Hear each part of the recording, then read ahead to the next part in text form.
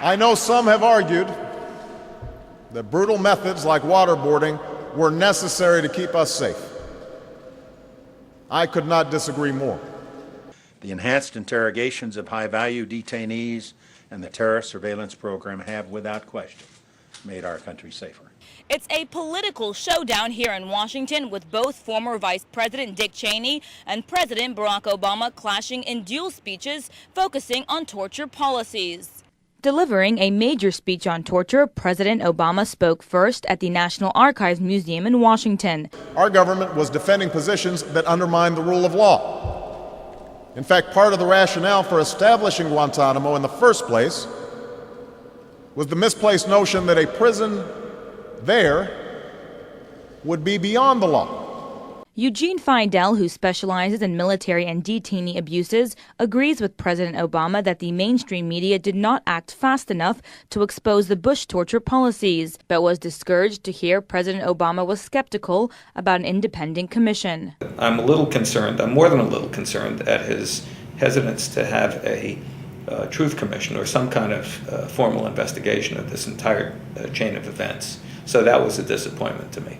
For all the partisan anger that still lingers, our administration will stand up well in history, not despite our actions after 9/11, but because of them.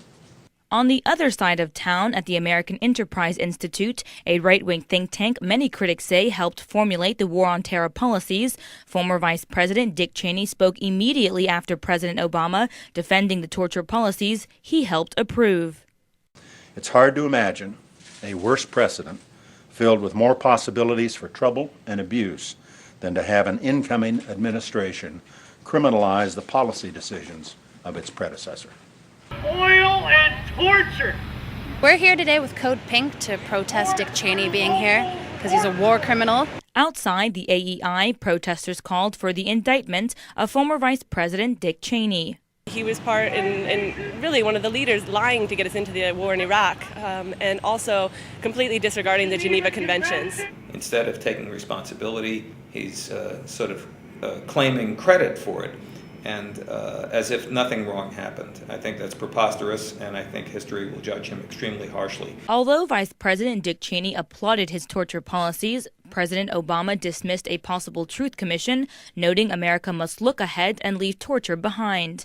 But civil liberties organizations, some members of Congress, and outraged detainee lawyers say the Obama administration must follow through on its promise to restore the rule of law and prosecute those responsible for violating it. Jahan Hafiz, Press TV, Washington.